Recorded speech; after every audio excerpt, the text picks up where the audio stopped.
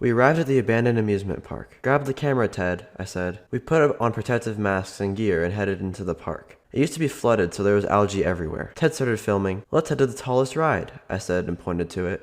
We walked along the dirty path when Ted heard someone. "Cassie, did you hear that?" "Hear what?" I asked. "Never mind," said Ted. We were about to walk into the ride when Ted had obviously heard it again, but this time so did I.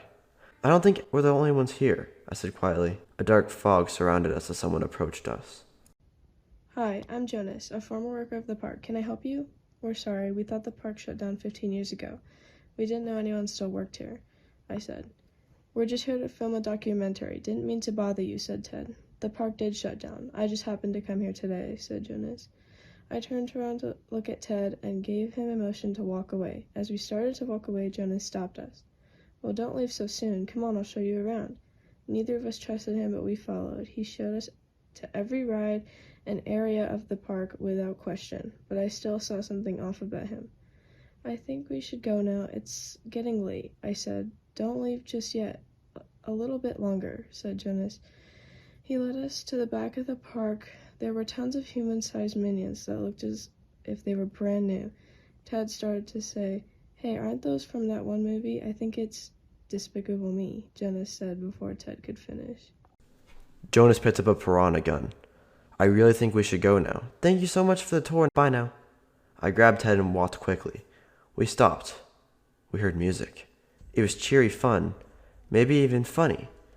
"That's the music from the movie. Despicable Me." Jonas appeared right behind us. Ted screamed as Jonas grabbed his leg and began to slowly drag him into a nearby clown tent. I looked around, but I had lost track of them. As I screamed Ted's name from around the corner, Ted made an effort to trip Jonas, grabbing his ankle and swinging his body towards the door. Jonas stumbled before falling out of the tent just as I ran by. He grabbed a small switchblade from the pocket of his minion suit and left a large gash in my calf.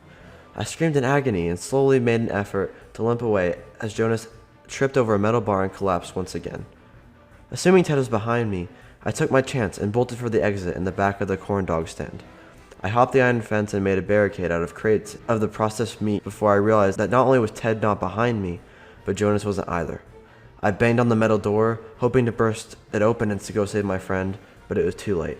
His screams were louder than the sound of the Despicable Me soundtrack that was still echoing from the speakers. Out of pure desperation, I ran from my car, jumping over the corpses laid out periodically throughout the parking lot.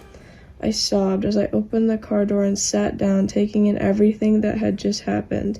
I don't know how long I sat there, hours, days, but the sheer terror of what had just happened had only just started to begin hitting me.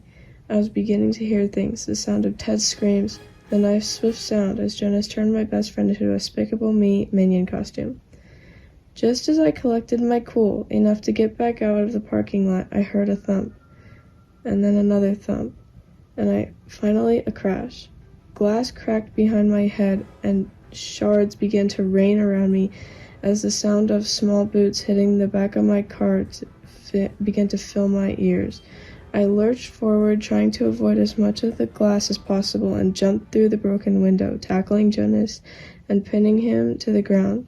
I jumped back into the car and stepped on the gas, heading right for Jonas.